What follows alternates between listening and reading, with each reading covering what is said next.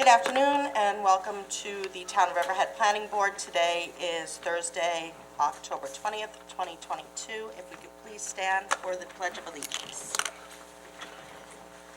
Pledge allegiance to the flag of the United States of America and to the republic for which it stands, one nation, under God, indivisible, with liberty and justice for all.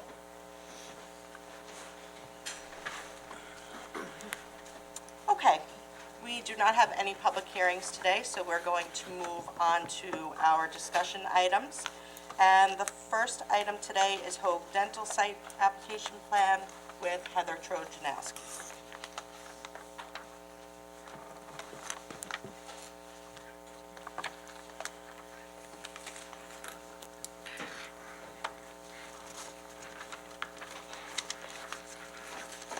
For the record, Heather Trojanowski, site plan reviewer.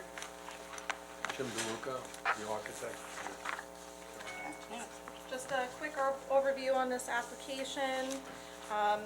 Site plan application seeking approval to construct a one-story, 2,225 square foot medical office building, unfinished basin for mechanicals and storage, along with landscaping, lighting, stormwater management systems, located on a vacant parcel of land on Roanoke Avenue within the Business PB zoning use district.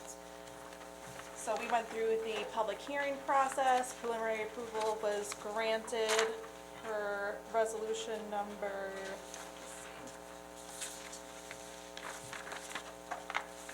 It's in the resolution. yes, it's in the, 2022-066 dated July 7th, 2022. Many of the comments and conditions in that resolution have already been addressed. And I had a few conditions of final approval in this resolution that I have on for approval today. One of them was final approval from DPW, of which Jim DeLuca has just provided me with the final sign-off. And in the revised plans that you've been provided, he addressed the comments from ARB. So there are additional plantings on the south side of the building. All of the comments I had about the prior ZBA relief have been resolved.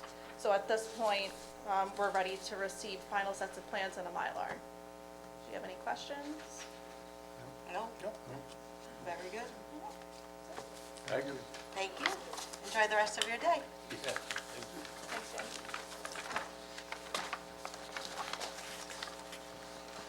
Okay, next up we have the Pipchinsky Lot Line Modification Application, again with Heather.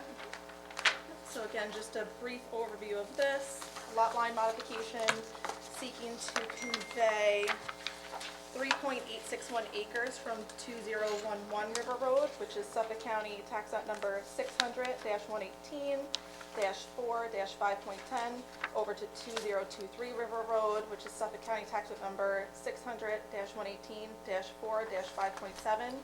At this point in time, the applicant is just waiting on health department approval. Them and their design professionals have been working diligently with the health department. They did do a test hole back in August. There are just a couple of items pending that they need to resolve. So once they get health department approval, the map would be ready to be signed. There were some changes that I wanted made. Also, Pine Barrens and Vinnie Gaudiello, the town's consulting engineer, wanted some clarification on the map. So all of those conditions I've plugged into the final approval resolution, which I have on for today. And again, they're working diligently with the health department and getting all of those revisions to me in the meantime. Okay, I think one of the comments is very important, where they put a little chart in before and after Yes, I actually for have. the two lots, so they, on the map. Yep, I have just a preliminary. The applicant sent this to me the other day. It's a PDF of what they sent to the health department.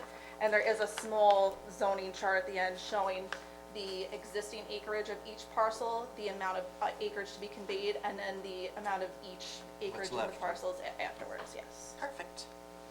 So I have that on for approval today with all of the conditions listed. Good. I wish them well. That's it for me. Okay. Thank you, Heather. Next up, we have Northville Acres Minor Subdivision with Greg Bergman.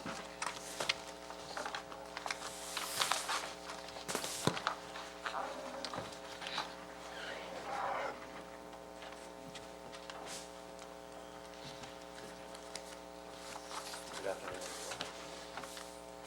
Thank you. For the record, Greg Bergman, Riverhead Planning Department. We have Michael Kimack, he's the representative for the applicant. What we have is a 3-lot minor subdivision application, which is seeking approval to subdivide a 4.22 acre parcel of land and create 3 separate building lots. Lot number 1 would be 1.74 acres, lot number 2 would be 1.26 acres, and lot number 3 would be 1.23 acres. The applicant did submit a preliminary minor subdivision plat, last dated October 23rd, 2019. I apologize, August 7th, 2022. The subject property is located at 821 Northville Turnpike on the east side of the road, opposite the shopping center, which contains the BJ's Wholesale Club and the former Kmart site. Project is located within the RA 40 zoning use district and is presently approved with a 1-story single-family residence, which was issued a letter of pre-existing use. There is a detached 2-car garage, which was issued a CO in August of 2021. Greg, is there one owner for this whole property right now? Correct. Right now it is one property, it is one owner. The subject property does contain significant portions of freshwater wetlands. Approximately 0.92 acres of the site are within wetlands. This wetland is part of a larger tributary system which extends from the area on the north side of Old Country Road and contributes directly to Sawmill Creek, which empties right into Flanders Bay. It's basically one connected system of tributary area, so it is a significant wetland. During a site visit, during the review of this application, I did conduct a site visit with actually one of the members of the CAC. We found that the northern portion of the site, specifically in the areas around the wetland, was heavily inundated with Japanese knotweed, which is a very, very invasive, very difficult to manage plant species. The plant, once it's established itself, you can't just go and mow it down. It'll come right back up. You actually have to get it by the root, which can go down 10, 15 feet. Or, the other option is, chemical maintenance, which obviously in the vicinity of a wetland presents some significant, management issues. Pursuant to SECRA, it's an unlisted action. Pursuant to SECRA, staff recommends the planning board classify the action and recommends the board request lead agency status for a coordinated SECRA review. We would coordinate with the Suffolk County Department of Health Services, the Suffolk County DPW, Suffolk County Planning Commission, the New York State DEC, New York State Office of Parks, Recreation, and Historic Preservation, because a portion of the property is identified as a potentially archaeologically sensitive area. Would be referred to the Riverhead Conservation Advisory Council as well as the Riverhead Water District. Again, the presence of the important wetland system on the property and the potential impacts, including ground disturbance, the amount of fill that would need to be imported to the site in order to develop and meet grades for the sanitary systems, potential introduction of pesticides and herbicides into the wetland system, and the introduction of nitrogen into groundwater are all significant concerns. I did identify some minor errors and inconsistencies in the EAF, which the applicant has corrected. He's gotten that to me, so we can get that out with the involved agencies. In terms of Suffolk County Groundwater Management Zone, it's located within Groundwater Management Zone 4, which allows 600 gallons per day per acre. So the proposed plan does conform with the groundwater management standards. All of the lots do comply with the Residence A40 zoning district schedule of dimensional regulations. And I did note that on the southern portion of the property in the vicinity of the existing single-family residence, there was a significant amount of illegal clearing which was done on the site. On figures 5 and 6 of the staff report, I just clipped aerials from near maps, which there's 2 images. One is from September of 2019, which shows the site pretty well vegetated, pretty well covered. And then there's a image from July 2022, which shows that basically the entire property was cleared. They put down some like RCA, just some kind of crushed stone for a surface. So that was referred to code enforcement, and they will address that. There may be a revegetation plan that would be required, and I think we could capture that as part of this Does that application. have to be satisfied before we approve the final? I mean, when we get to that point, that would probably be a recommendation. In terms of the importation of material, the average grade on the site on the northern portion, which would be developed with the future residences, existing elevations range from between 9 feet and 11 feet. There is a septic tank and leaching galley detail on the map that identifies a finished grade elevation of 15 feet in order to meet the required separation between the sanitary system and groundwater. So I mean, you're talking potentially bringing in, 4 to 6 feet of fill. So we do need a grading and drainage plan to show limits of disturbance, identify how much fill would need to be brought into the site. There's some stuff that we get down the road, recreational fees for the creation of new single-family residences that are required. It is located in the Riverhead Water District, and there's an 8-inch main on Northville Turnpike. So again, this will be referred to the Water District for their comment during the secret review period. And will also be referred to the Health Department, the Planning Commission. So at this point, we'd just like to classify the action, initiate coordinated secret review, and send it out to involved agencies, and get some comments I back. know it's in the water district. Is it also in the sewer district? It is not in the sewer district. I know behind there used to be Duncan's Duck Farm, and it was a pig farm back there when I was a kid. Are any of those structures still up back there, do you know? Off parcel? Yeah, off parcel. I don't believe so. I know, I think the county owns some of the land behind They do? this. Okay. I don't know about the existence of structures off-site though. Thank you. I just had a question. I noticed that title for the property is vested in Fab Masonry. I have a Polish last name, but I can't say other Polish last names. Mr. Fabazuski? I'm Very sorry? good. Was it good? That was it. Okay. The sole owner of this property? Can you just come up to the microphone, please? Yes, I do. You just need to tell us your name, please. Leszek Fabszewski. I'll spell that. Leszek, Fabszewski, Fabszewski. Okay. And you're the only one in the incorporation? Yes, I have a masonry business, yes. It's Okay. a mason. Okay, just wanted to double check. Thank you.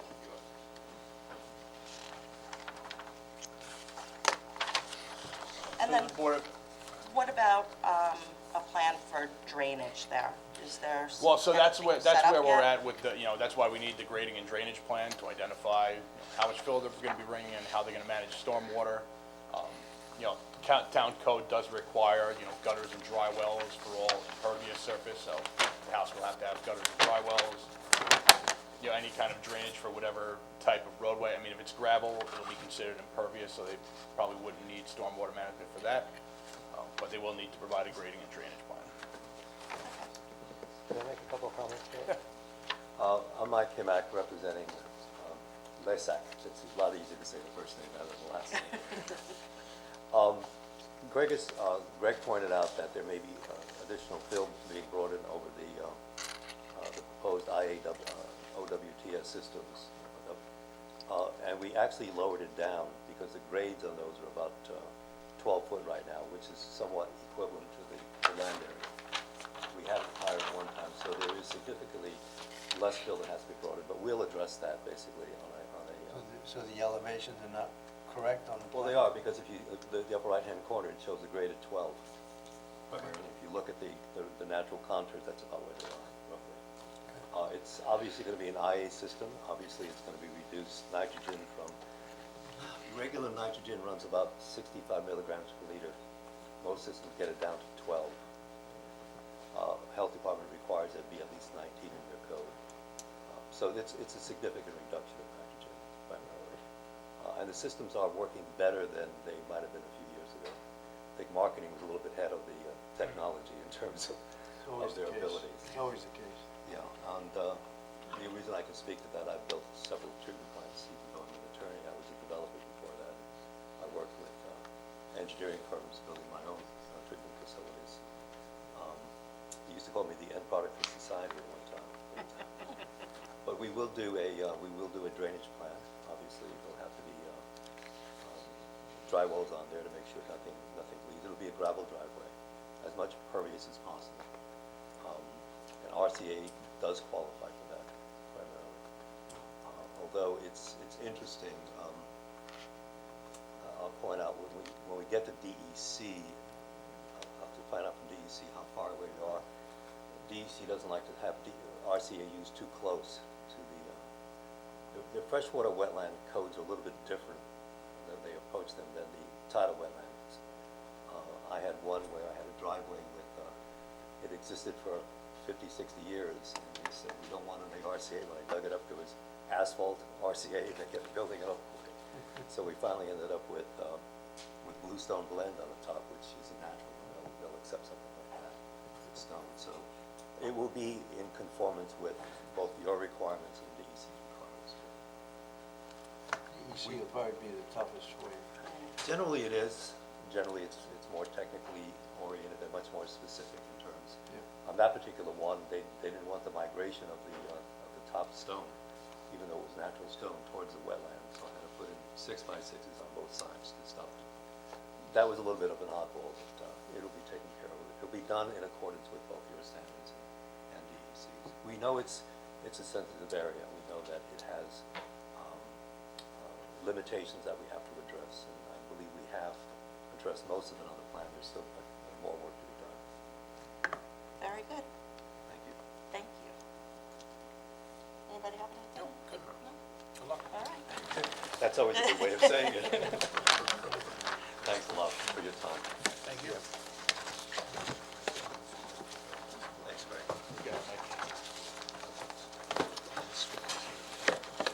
All right, next on the agenda is EP Equity 4 Holdings LLC, and we will stay with you, Greg.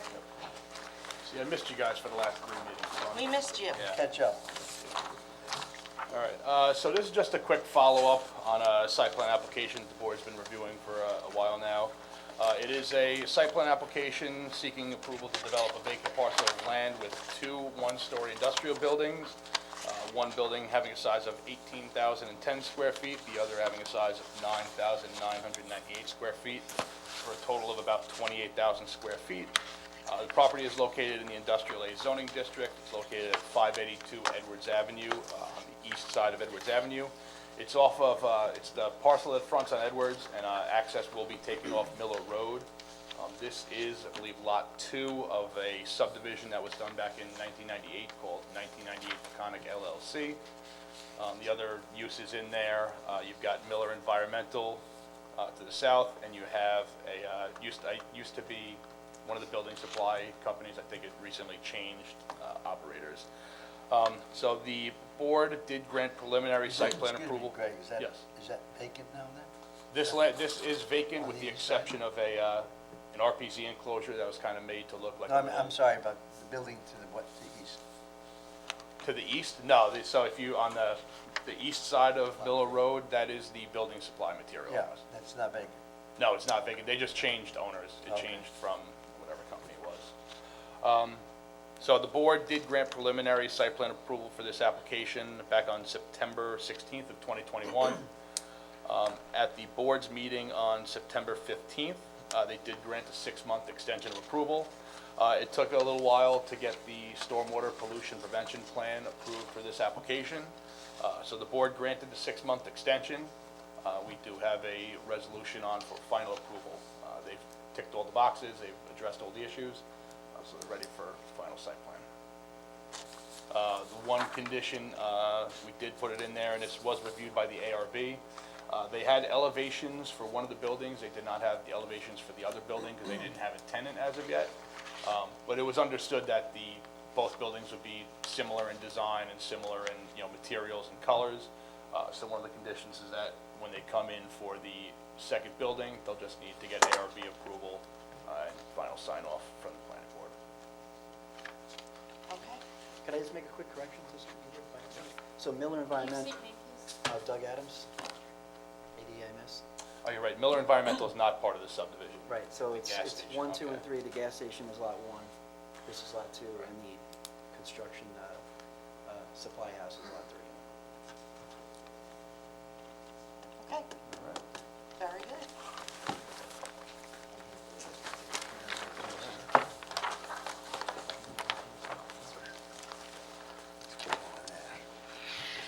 Okay, at this time, do we have anyone that would like to come up with a public comment on any of the resolutions? Okay. Let's Move move. resolution number 91 for Hoag Dental. So moved. Second. Vote, please. Bear? Yes. O'Day? Yes. Nenaro? Aye. Nacesky? Aye. Woski, yes. Resolution number 2, Papetsky lot line modification, granting approval of a lot line modification, application seek to boundary of 2 properties. That's it. Second. Vote, please. Bear? Yes. O'Day? Yes. Nenaro? Aye. Nacesky? Aye. Woski, yes. I'll move resolution 93, EP Equity Holdings, granting final site plan approval for the site plan application. So moved. Second the motion? Vote, please. Bear? Yes. O'Day? Yes. Nenaro? Aye. Nacesky? Aye. Woski, yes. I move resolution 94, North Lake is minor subdivision, to classify it as an unlisted action for CEQA and to get lead agency status. Second. Vote, please. Bear? Yes. O'Day? Yes. Nenaro? Aye. Nacesky? Aye. Woski, yes. I'll move resolution 95 for Dune Warehouse number 4, granting preliminary site plan approval. So moved. Second the motion? Vote, please. Bear? Yes. O'Day? Yes. Nenaro? Aye. Nacesky? Aye. Woski, yes. Number 6, Frederica Miles, resolution granting approval of minor subdivision entitled Frederica Miles. Second the motion? Vote, please. Bear? Yes. O'Day? Yes. Nenaro? Aye. Nacesky? Aye. Woski, yes. I'll move resolution number 97 for 680 Elton Street. So moved? Second. Vote, please. Bear? Just one second, Greg. You saw the letter from Charlie Cuddy. Yes. Did that change anything in the resolution? No. Okay. Yes. O'Day? Yes. Nenaro? Aye. Nacesky? Aye. Woski, yes. I'll move resolution 98. Discussion first, George. Greg, were you going to update us on what exactly we're doing with the positive declaration? So this is for the HK Ventures site plan application. The board did accept final EIS for this project. It was available for public circulation, public comment. We did receive comments. What this is a resolution to require a supplemental EIS. So a supplemental EIS is used when there is new information that's presented or information that wasn't adequately analyzed and studied in the final EIS. Public scoping is optional for a supplemental EIS, and I did recite that in the resolution. So we're recommending basically the resolution before you sets out a scope, and it is very focused and very narrow in its intent. This is not to, reopen completely and have, 6 feet worth of new information. So the resolution basically will have the supplemental, and it would be limited in scope to the following impacts would be trip generation from new projects and the analysis of the impacts to Middle Country Road and Edwards Avenue intersection. There were 3 applications that the planning board currently has before them that have been submitted. They're in various stages of review. One of them is called JPD Calverton, which is a site plan for approximately 75,000 square feet of what they call multi-tenant warehouse space. An application called U-Haul of Calverton, which is proposing a approximately 36,000 square foot single-story warehouse, which would be used for the storage of U-Haul branded, basically pods, storage containers, as well as a 3-story self-storage warehouse with approximately 116,000 square feet. As well as the Riverhead Logistics Center application, AKA North Point. So those are the 3 site plan applications.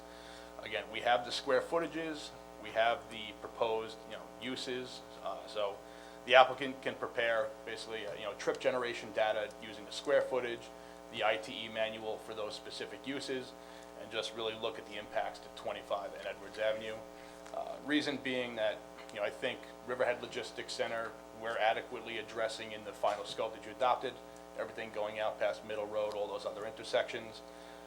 Thought process being behind the 25 and Edwards Avenue intersection is that all of these uses, if there's vehicles and trips that are going to be heading to the South Fork, the only way to get to the South Fork, not the only way, but the easiest way to get to the South Fork would be to take 25 to Edwards Avenue, go out to Nugent, to go out to the South Fork. So they're really going to be directed towards that common intersection of 25 and Edwards. Yeah, I know that the intersection you said is rated an F.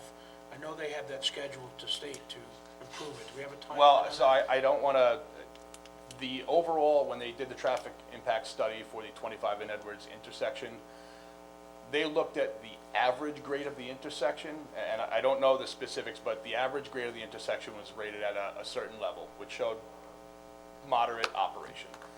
But it did identify there were really what they call critical turning movements at that intersection, which were failing, like either an E or an F. So, to just look at the overall intersection and say maybe it operates at a level C, but you know that if you're heading west on 25 and you're trying to make a left, those critical turning movements are failing.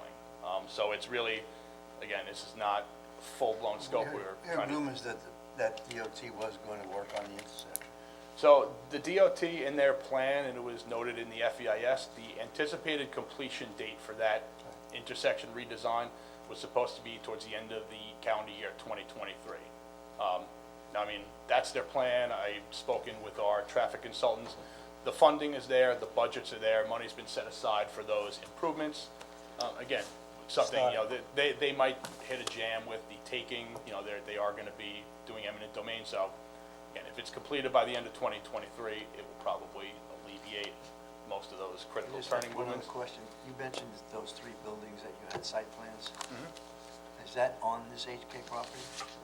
No, they're in the hamlet of Calverton. Okay. They're not on the subject property, but they are affecting common resource, roadways, traffic. Okay, sure. So those were the 3 projects, and then just an analysis of cumulative impacts from the commercial solar energy production facilities. That was a note that was included in the final scope. So again, just really a passage or a discussion about impacts of solar facilities as they relate to development of industrial properties. And again, solar farms don't contribute any traffic to the roadways. They don't create demand for potable water. They don't introduce nitrogen to groundwater. There's no noise. So, I don't think that section would be a heavy lift. I'll move resolution number 98. May I be heard on the resolution first before it gets moved?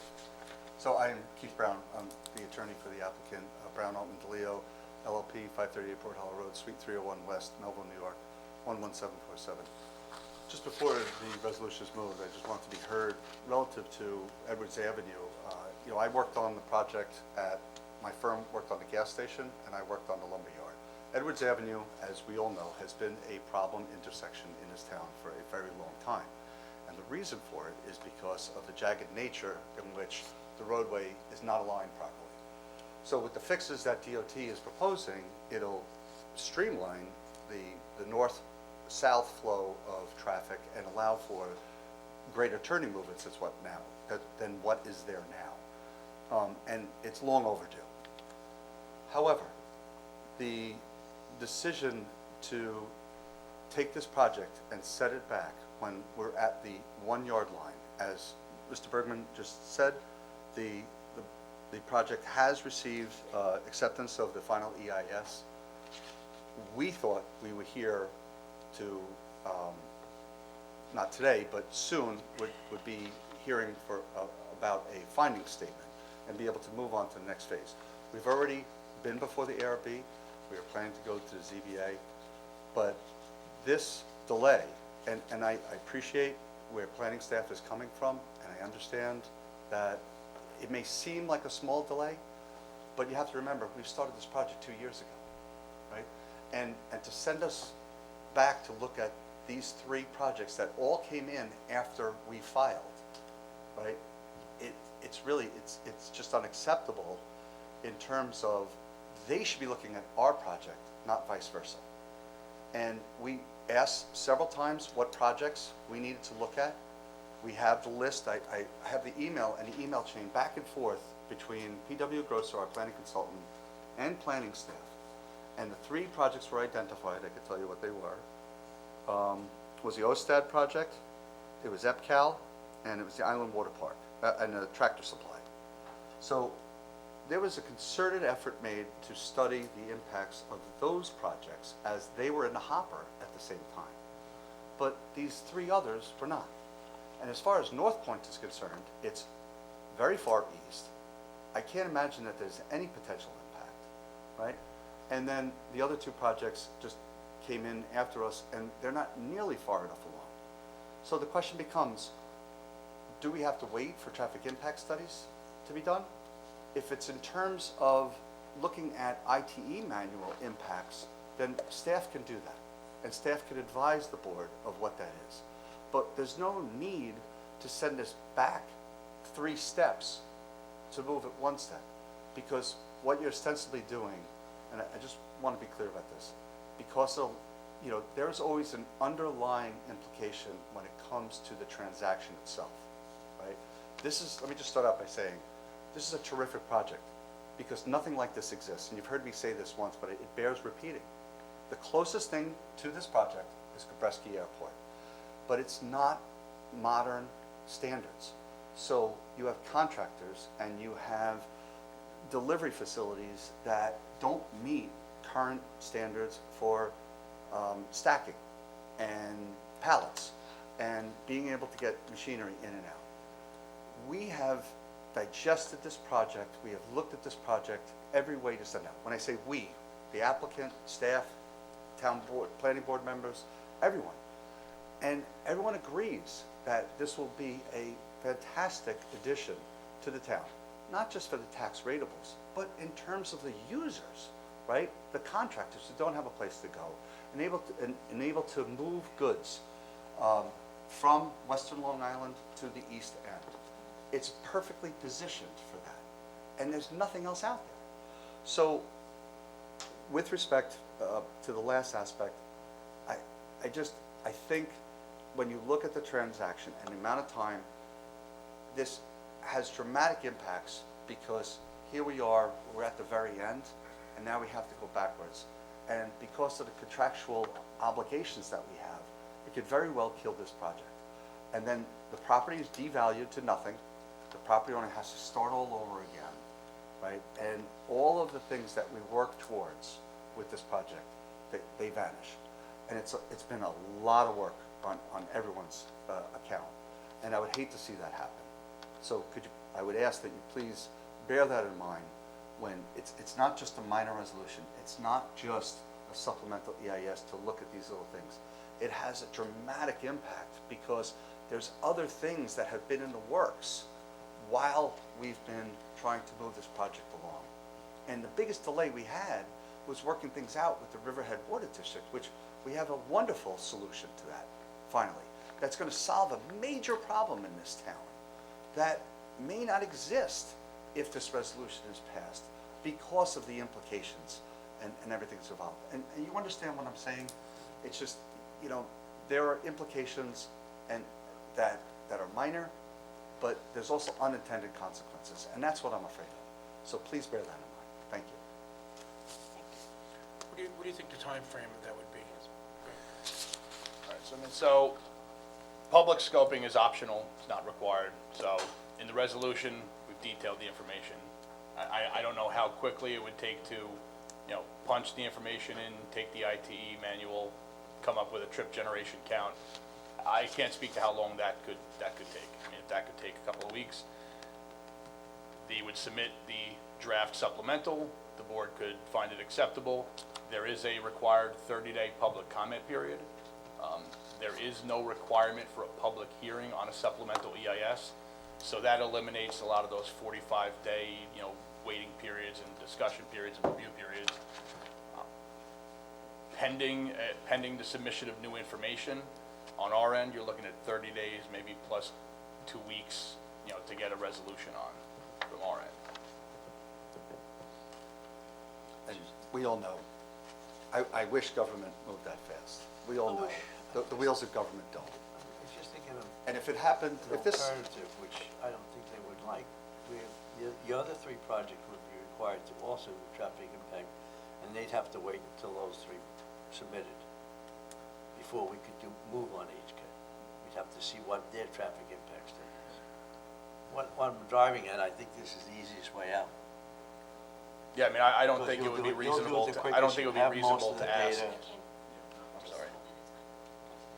I think you'll do it the most efficient way. You've got most of the data, and we know that we will do the best we can over here to move it along. Aren't we doing this for the solar? Well, I mean, there is the solar piece too, I mean, again, but, yeah. Jeff, you want to say something? No, I'm good. Joe, just think if this happened 10 months ago, 12 months ago, it wouldn't be an issue. At this juncture, at this time, it's a major problem.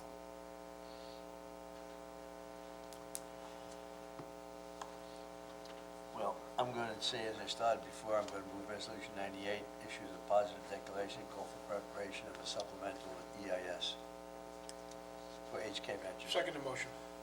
Vote, please. Bear? Yes. O'Day? Yes. Nenaro? Yes. Dennisesky? I agree with quite a bit of what you said, Keith. I agree with all of it, actually, but I do think we have to look at this because we've been advised, and these other projects are coming down the pike. You're way ahead of them, I get it. But I do think this is important, that traffic's going to be a big issue.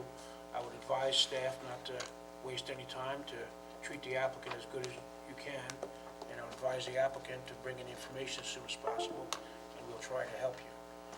But I think the resolution being offered, I'm going to vote yes. I agree with everything that the vice chairman has said, and with that, I vote yes. Thank you all. Thank you, Keith. Okay, public comments on all matters. Okay. Maybe minutes? Sure. I do have or Oh. you'll get to the minutes. I just wanted, when we have something for correspondence, I do want to. Okay. I'll move the August 18th, 2022 Planning Board minutes, so moved. Second. All in favor? Aye. Other business? September 1st, Oh, we have to, sorry, one at a sorry time. about that. September 1st, 2022 minutes. Second? All in favor? Aye. Absence. Absent. I'll move September 15th meetings, so moved. Second the motion. All in favor? Aye. Absent. I'll move the October 6th, 2022 Planning Board minutes, so moved. Second. All in favor? Aye. Absent. Aye. Okay, other business, correspondences. So correspondence, so this morning we did receive a letter from Chris Kent, from Farrell Fritz, who's the attorney for the Riverhead Logistics Center project. At the board's last meeting on October 6th, we adopted a final scope for the Riverhead Logistics Center project. At that meeting, Mr. Kent did get up and raise some concerns to the board and just questions, and asked for some amendments to the final scope that staff had prepared and that the board considered on adoption. He basically, there were three main points that he was asking for amendments to the final scope. One of them being the traffic impact study. We had indicated a number of additional intersections beyond what was counted in their draft scope. He identified a question with the requirements for the sound study. And there was another issue that was raised about the requirement for traffic impact studies at other e-commerce warehouses. To the first point of the expanded scope of the traffic study to capture all the additional intersections, Jeff did get up the meeting and did respond that our consultant had reviewed that final scope, and he agreed with our assessment that it was appropriate to study the highest use of the property and to capture those additional intersections. To the second point, as to the sound study, the final scope said that the board, the draft EIS, would analyze 2 locations along each property line for 2 weeks each. Jeff did say at that point that staff had no objection to requiring the study at 1 location along each property line. And to the point of the traffic impact studies or traffic assessments for other e-commerce warehouses, Jeff did identify that we have a traffic impact statement from the Kabreski Airport Amazon facility that could be used in lieu of doing additional counts at other warehouses, just due to the logistical issues of other property owners might not let people on their property, or ways to really facilitate Didn't those. you say in there something that they have data from other projects that they've built around the country? So, I mean, That they they can can submit. provide data from other projects that they have control over, and we can use that Gabreski TIS. So to the 3 points, I just want to get clarification from the board. We did adopt the final scope, but clarification from the board if they would be willing to amend the sound study portion to require the study at 1 location along each property boundary, Yes? Yeah, that's fair, but I don't think we're willing to reduce the traffic Oh, count. no, the traffic, I'm not touching that, but it was the sound study, and then if the board would be acceptable with the Gabreski traffic study that we have, and then we can provide the applicant, and if they can provide other traffic studies from other projects that they control and have an interest in. That's So, fine. if the board's okay with that, I'll There's confer two with, out of I'll three. confer with Eileen, and it will come up. I don't know if it's the best way to do it as a resolution, or if we would have to reconsider that previous resolution. All right, so I'll do that, and then, so that the board's clear, I'll have a resolution at the Next next meeting. planning board meeting, first meeting in November, so we can clarify that, just because when it came to the vote, the resolution was voted on as it was written, so I just wanted clarification. So I'll have a resolution for the board at the next meeting. Very good. Just had a question for Jeff, Chairman. Is there any discussion amongst the town board as far as, policy, as far as all the, the industrial uses coming to mostly the Calton area? Things that were not discussed in 2002 and 2003, because some of them didn't even exist at that point. That is going to be one of the primary discussion items and focus of the comp plan update going forward. And we already had that kind of conversation with the planning consultant about that. Right, I don't like moratoriums. The solar one I think is absolutely foolish, but I almost wonder if the planning board shouldn't recommend to the town board a short timeout to really find out what's going on and what's going to really happen in Calverton before it's too late. I don't know if you other board members feel the same or not, but I think we should at least let the planning board know that there's some heavy-duty projects coming and a lot of traffic and a lot of other things coming with those projects. And we didn't know about those projects back in 2002, 2003, when the master plan was adopted. I just think that it's something the town board should know that we're very concerned about. And I almost think it'd be a good idea to take a little break, maybe a 6-month moratorium, to find out where the master plans are gonna go before all these huge projects come in and change the face of the town. That's just my opinion.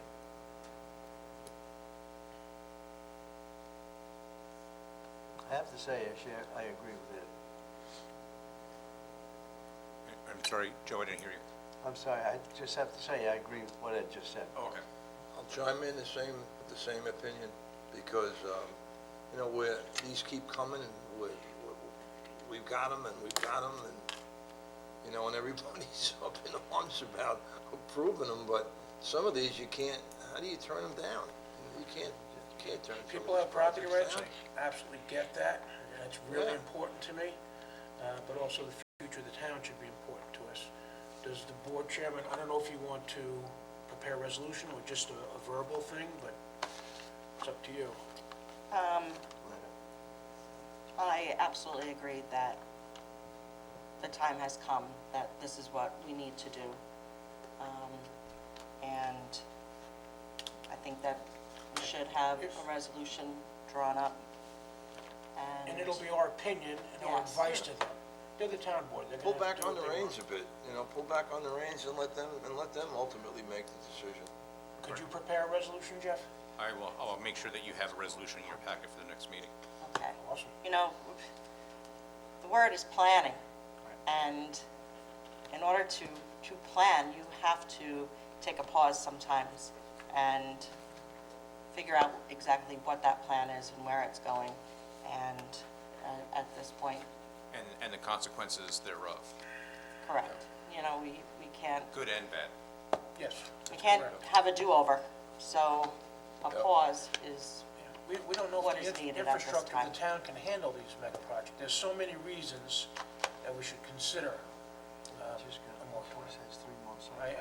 I'm against moratoriums, but this time I think it's important because the uses just weren't there in 2002. Battery storage and all this, it's all new, mega warehouses, it's all new to Riverhead and to this area. Okay, we'll have that resolution for you for your next agenda. thank you. Thank you. While you're there, I understand you have something that you would like to talk I about? do, I was waiting for any other matters. Oh. I think I did that already. There are going to be two conferences held on October 26th. One by the American Planning Association, we're going to do the walking tour, then have the conference at the aquarium. That has been indefinitely postponed. We simply couldn't get the panels together in sufficient time to host the event, so it will be moved to the spring of next year. The Suffolk County Planning Federation will be having their conference, and I'll be sending out this be virtual. I will send out the Zoom notice to you all tomorrow. And that one's still on, and that will count towards credits towards your continuing education. When, what time in the day? It will be start at 8:30 a.m. and it will go to 11 a.m. And there are 3 panel discussions.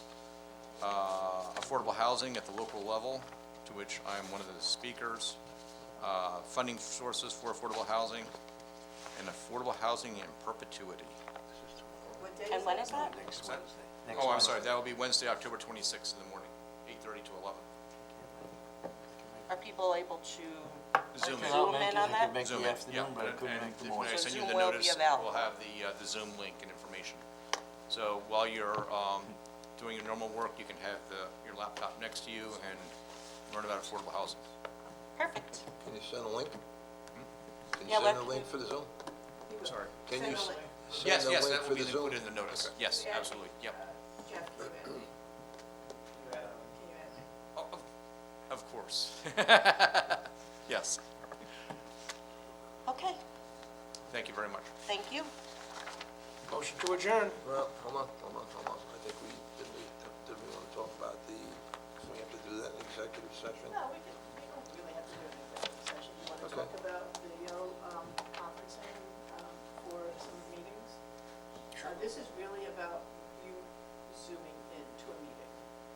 We would need to authorize that as a board, if one of you wanted to. To one of our meetings. Yeah, to have If it the was an capacity to emergency zoom type in. basis. That just, you need to know that this, Like if you go to Florida vacation, you can still well, it's participate. not, it's vacation. actually not gonna be for vacation. Oh, it's not? Okay. No, it can only be in an emergency situation or okay. something unanticipated, like maybe you have a mother who needs Okay. round-the-clock care, and COVID. her caregiver, COVID. yeah, Right, cancels, COVID. yeah, COVID would be one, Okay. an illness would be one. Right. um, Well, some look what kind of- happened at the last meeting, where I would have been able to come in through Zoom.